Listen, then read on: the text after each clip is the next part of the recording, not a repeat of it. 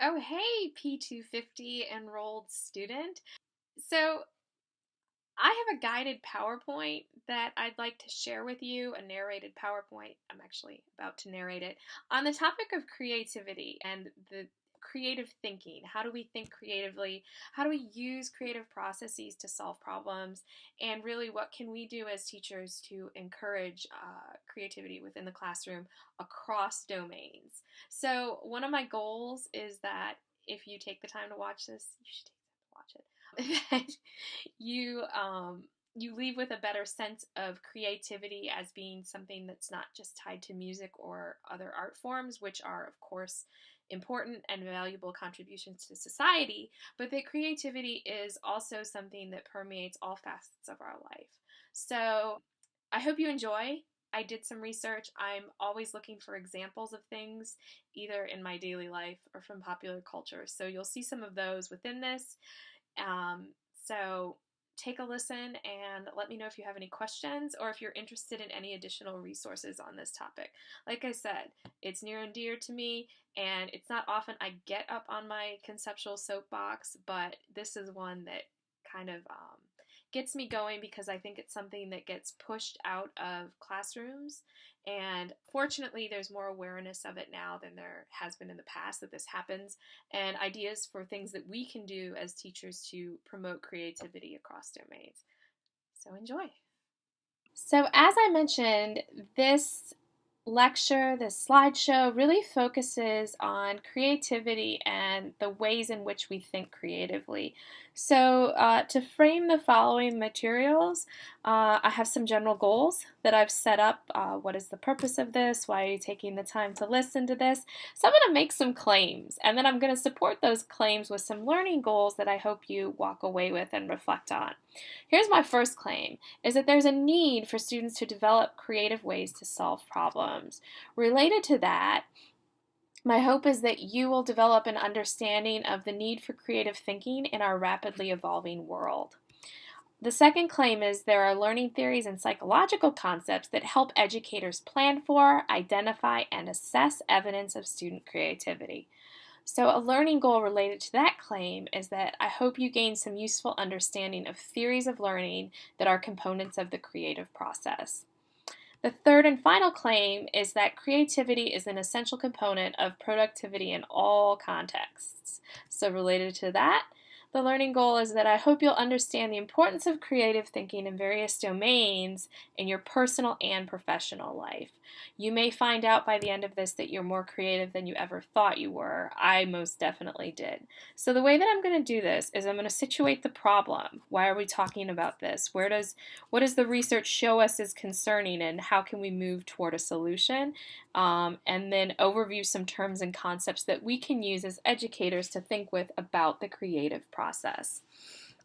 So I want to describe the creativity crisis. And the way I'm going to do this is I'm going to situate a problem that exists, why it's a problem, and how people are moving toward a solution.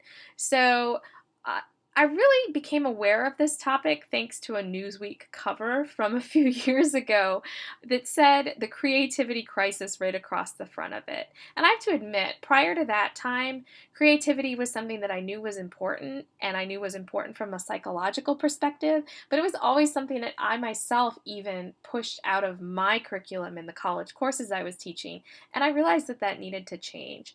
So basically, in this Newsweek article, it talked about how the creative thinking skills of American students have steadily declined over the past decade, even as general intelligence tests show a steady increase. So basically, what we have are smarter individuals who are lacking creativity or imagination. This increase in intelligence scores has actually been analyzed, or IQ test scores has been analyzed by a researcher. His last name is Flynn, and it's called the Flynn effect. He has a really great TED Talk where he explains how and why this has happened. But really, I'd like to move on to talking about why is this a problem? And first, why does this problem exist?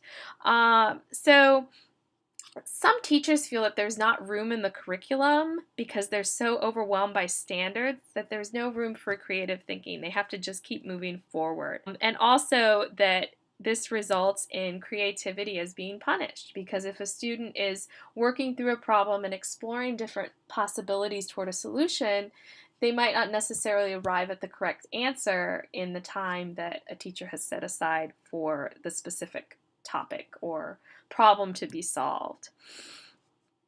So also, some people will say that the problem, or some people actually say, like this guy, Sir Ken Robinson, creativity is schooled out of children. So he goes so far as to say, as the process of going to school actually limits our potential for creative thinking.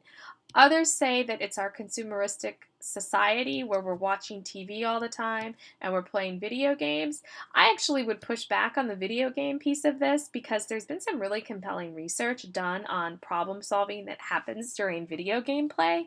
I'm happy to share those resources with you. If you just send me a quick message in Canvas, I can refer you to some research articles that focus on that and say, you know what, there is a lot of creative thinking that goes on during the process of gameplay. So then also, moving beyond this, why does this matter? Why is this a problem? Well, companies like NASA and Boeing in recent reports are finding that their recent graduates can technically render in 2 dimensions, but can no longer think in 3. Ideal job candidates at these companies must show that they can think with their hands by having expertise or a second major in a musical instrument, auto repair, or sculpture. Also, in a recent IBM poll of 1,500 CEOs, they identified creativity as the #1 leadership competency of the future. Furthermore, in a recent survey from the Pew Charitable Trust, a quote that came out of their work about their final report was that the creative jobs that drive innovation are now the highest value-added jobs in the world, the real creators of wealth. If states are going to stay competitive, they need to develop a workforce capable of doing creative work. So we have this problem.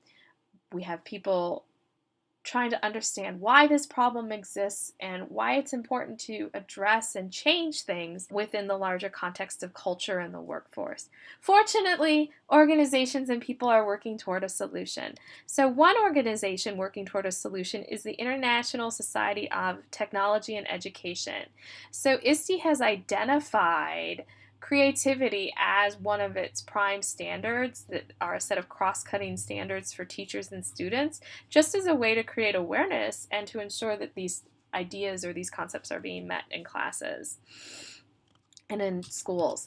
Also, there are advocates. So Candace Hackett-Shively is one who says that classroom teachers really need a common vocabulary to talk about creative, because we could walk around and make broad general assessment, oh, that's really creative, and a student may not understand why they're receiving that feedback or what that really means, and other students might be limited to the access of creative thinking because they're not sure what's expected of them.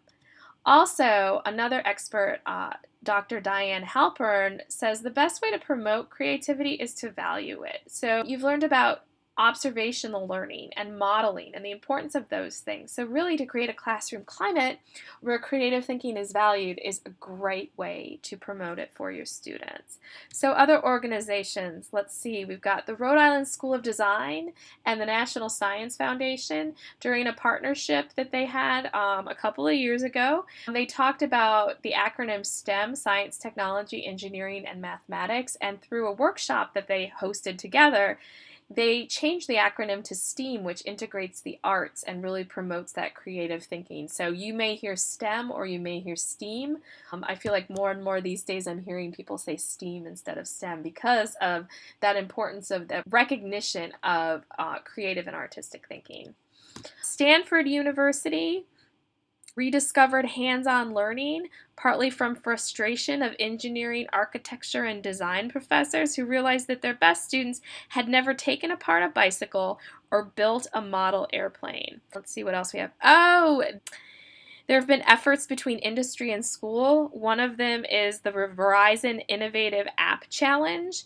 And another one is the First Lego League. And I've actually worked with the First Lego League at Bittersweet Elementary School on some of their creative problem solving that goes along with the Lego robotics that they work on.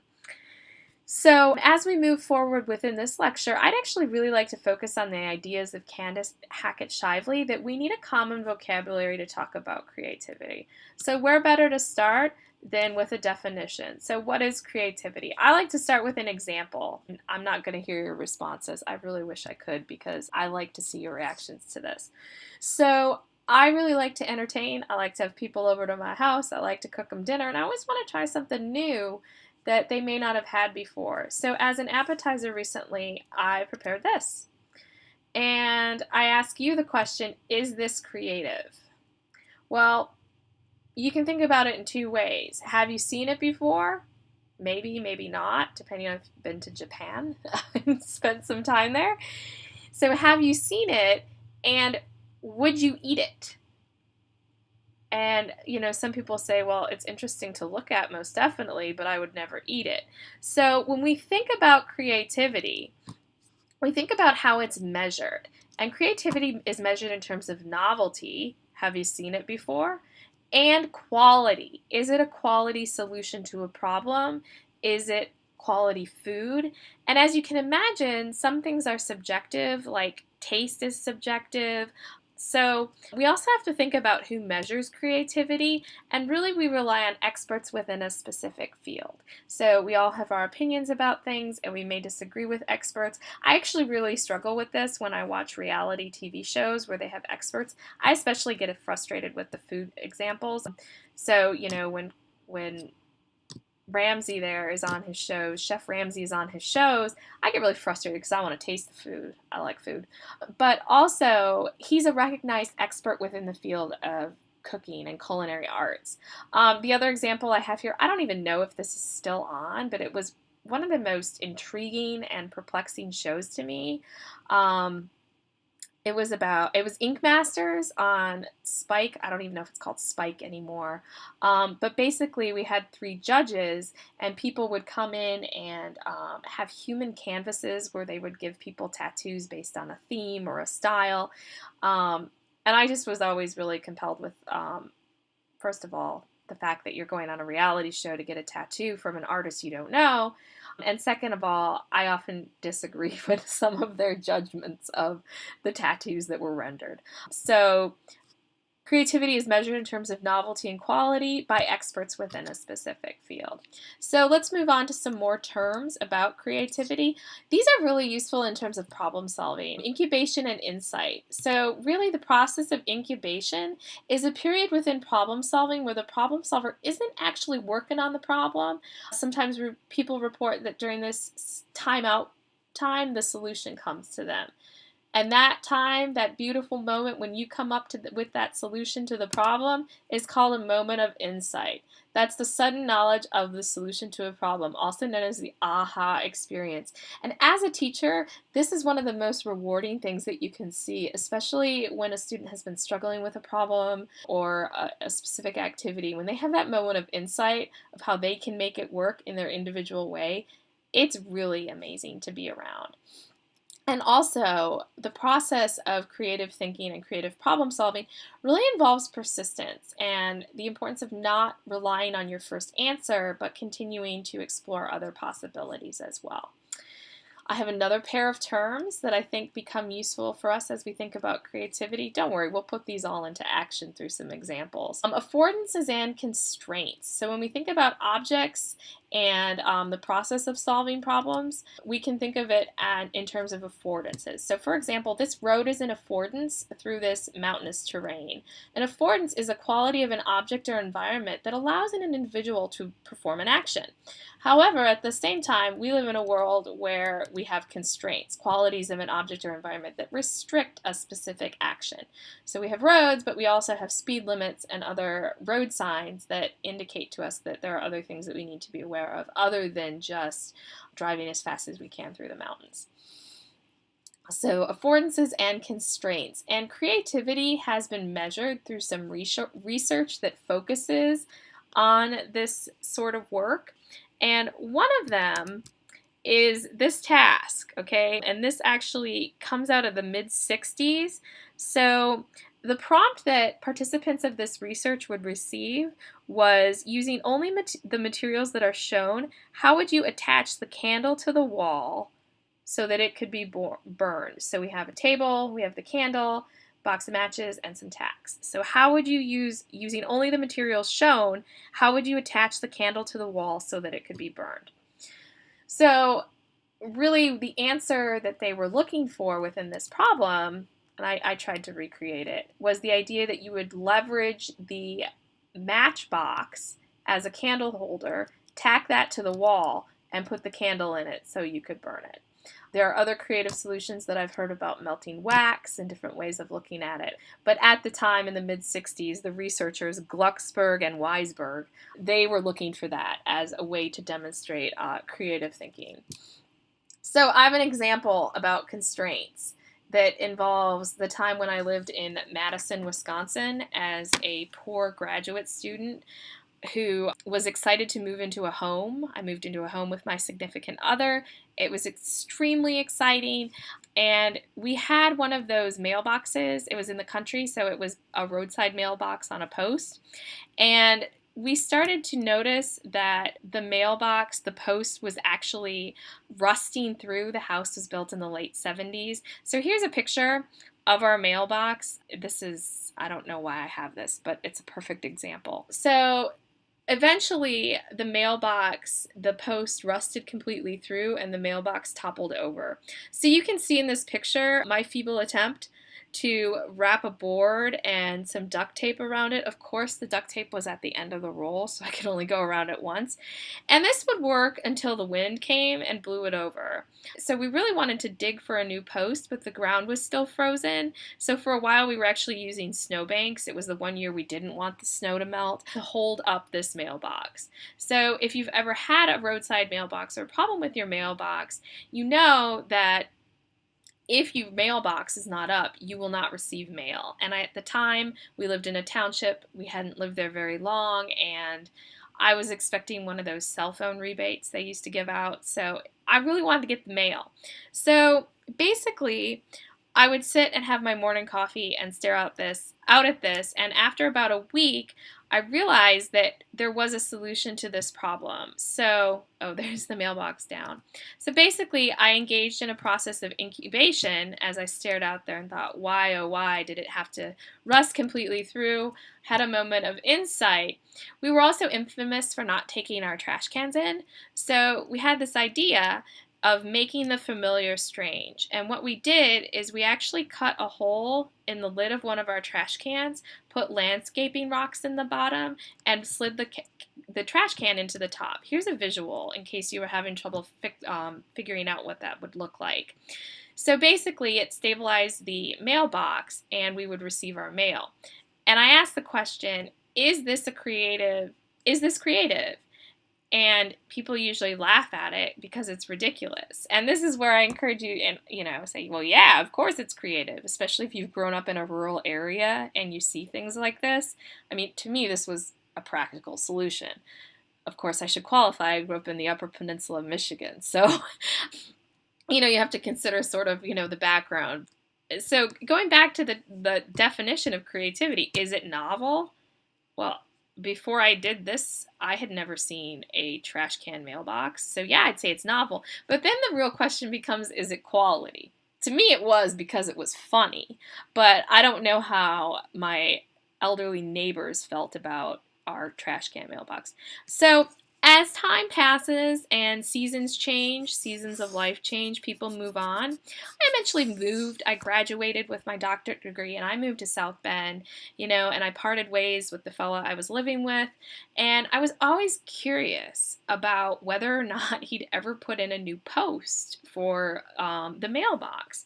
So like any normal person, there it is up. Like any normal person, I went to Street View and on Google, and oh my goodness, look at that beautiful mailbox. And the other thing that really kind of bothers me about this picture, first of all, the trash cans are still out there. Some things will never change. But he's actually doing yard work. That was, something that wasn't regularly done. So that's an example of affordances and constraints. We were constrained by the process of the ground being frozen. So we needed to come up with an alternate solution to that. So this is something that's not only happening in my yard. I found some really interesting examples. When we think of constraints, the ultimate constraint is being incarcerated. So I was watching an episode of MSNBC Lockup. It was actually from San Quentin State Prison.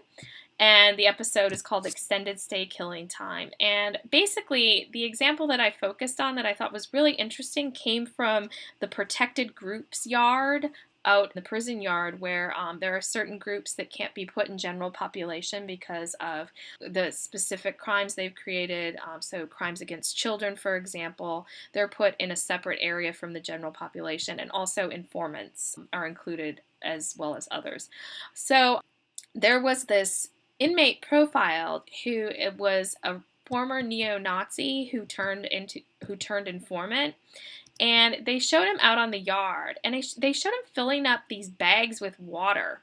And I thought it was really interesting that instead of using a weight bench, they were filling these bags with water, and they were lifting those instead of lifting weights. And I did a little research. I kind of poked into this, and they'd taken away the weight benches on the yard in the California prison system. And the ultimate irony of this is that decision was, or in the protected yards, the weight benches were taken away. I don't know the specific reasons, but I realized that it's really ironic that it happened when Arnold Schwarzenegger was the governor, and I just think that's really funny. Like, they will not be stronger than me, I don't know. That just struck me as kind of a funny thing. But a creative solution, as the inmates wanted to focus on lifting weights. So they had this goal orientation, and they found a way to meet that goal. This is not only in my backyard. This is not only in maximum security prisons. Does anyone remember the Deep Horizon oil well spill? I had the facts are listed in the notes, but basically it was catastrophic and to the Gulf Coast and to the Gulf waters because the oil well was so deep in the ocean. So they tried different things. They tried capping the well. They tried all sorts of different things. And one thing that was really useful, along with technology, to figure out where the highest concentration of oil was that was washing up on the shore and harming animals, was something that I found out when I was getting a haircut. I was just getting a trim, and I was asked, "Do you want to donate your hair to the Deep Horizon oil well spill relief?" And I said, yes. And I asked, why? Why would I? What's my hair going to do?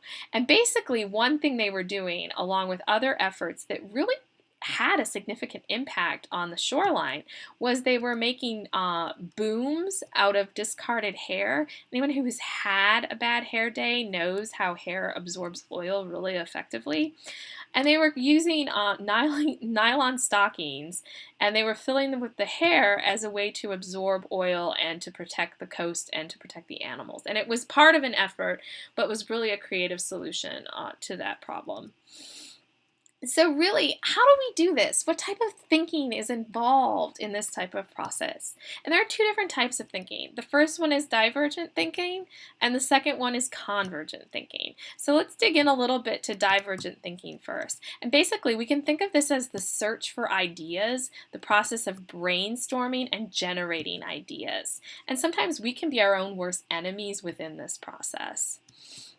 So there's a researcher who's given us some great ideas to think about divergent thinking. His name is J.P. Guilford, and he gives us 4 characteristics. So if we have an activity in a classroom where we're asking the students to brainstorm or think divergently about a topic, we can look at their solutions based on these concepts that he offers. And you could even create a scoring rubric, for example, based on these different characteristics. So the first one is fluency. Have you come up with a large number of ideas or responses? The second one is flexibility. Is there variety in the kind and category of ideas and responses? Third one is elaboration, adding to and developing existing ideas and responses. And the fourth is originality, getting new or novel or different ideas and responses. So really, we could use these to assess a brainstorming activity, to assess the quality of the activity. So as I mentioned, we can be our own worst enemy with this. And sometimes our brain becomes really used to patterns that we see in the environment, and that can be really useful in a lot of ways. But at the same time, it can constrain creative thinking. So we talk about that in terms of functional fixedness and something called mental set. So basically, you're stuck in a rut in the way that you're thinking about things. So there are some tests that have been developed, some activities that can sort of get your brain going and thinking about things. So one really common task that's been used in various research projects has been asking individuals, how many uses can you think of for a paperclip? And then they generate ideas, and depending on how many of you think of that, how many ideas you think of in unconventional ways. So of course, you can use it to clip papers together, but you can also use it if a zipper pull is broken. You can use it, to reset a computer. And the ideas are just endless. Send me your ideas about how to use a paperclip. I used to use the example of how many uses can you think of for a brick, but it would get really violent. So I thought, let's shift to the paperclip. So that's one approach that researchers have used to demonstrate or to uncover or think about functional fixedness and how we're constrained by convention. Another thing that researchers have looked at is the idea of structured imagination. So there was some really cool research done in the 70s. Again, the citations are in the slide notes for this. Basically, they asked the children to draw a life form that was found on another planet.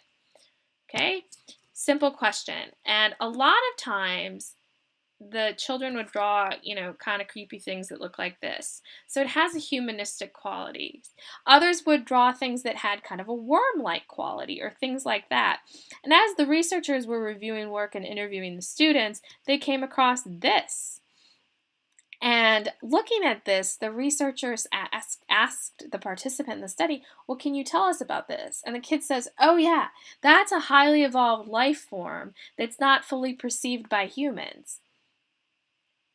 Okay, that's a really profound example of an individual that's overcome structured imagination. So it really has no qualities of things that we're able to perceive. So those are just examples of how we can, through the patterns that we see in things and how those patterns structure our memories, they can influence our creative processes. So another term I want to introduce you to is this idea of spread of activation. So in our brains, in our minds, as we're thinking, we start with one idea, and as we connect to this idea of having a schematic organization where ideas and thoughts are connected, we can look for things through different ways of reasoning and arrive at some really creative spots. Again, this happens a lot during the process of incubation, and also it can happen during brainstorming as well. So then the other type of thinking is convergent thinking. So divergent thinking is generating ideas, the search. Convergent thinking is then when we're digging into those ideas. So we're developing the ideas, we're screening, sorting, and prioritizing them. So really, just one idea is, how are these two ways of thinking related in the process of creative problem solving? And I created a graphic that really kind of helped me in terms of thinking about, in our mind, areas of familiarity and then areas of discovery, looking for connections, looking for ideas, experiencing that cognitive dissonance that Piaget talks about, and really looking beyond what we know and what we're familiar with. So basically, that process of searching, we start out with our point, we start out with our goal, what is it we're trying to do? And we think, and we have that area of familiarity. But divergent thinking is a process that really lets us move beyond that into the area of discovery. But at some point, we need to refocus on the goal and bring it back together. And that's where the convergent thinking comes in. So during divergent thinking, we are making connections. We're going for quantity. We're seeking novelty, and we're deferring judgment, which can be the hardest part. How many times have you been in a group and you said, this might just be a really dumb idea, but, and then you still say it. Or sometimes you just don't say it. Always say it. It could be the next great thing, and you never know. But sometimes we're our own worst enemies with that. Also then, during convergent thinking, you need to stay focused on your initial goal kind of rein things back in, but keep that novelty alive and check your objectives. And then you can apply affirmative judgment. Will this work? Will this help to solve the problem or be a solution to the needs that I have? And throughout this whole process, it really is important to take the time to think and incubate on what is going on. So, as we think about the classroom, as we think about those terms, hopefully those terms are useful in thinking about and giving shape to the creative process. You can think about creative problems that you've solved in your life, similar to my trash can. I always love to hear them. So, if you want to share them with me in your reflection, I would welcome that. I think it's great when we run into situations where we have to make do with what we have. I also, for several years, owned a Jeep that the hood latch cable had broken repeatedly because of corrosion of the mechanism under the hood.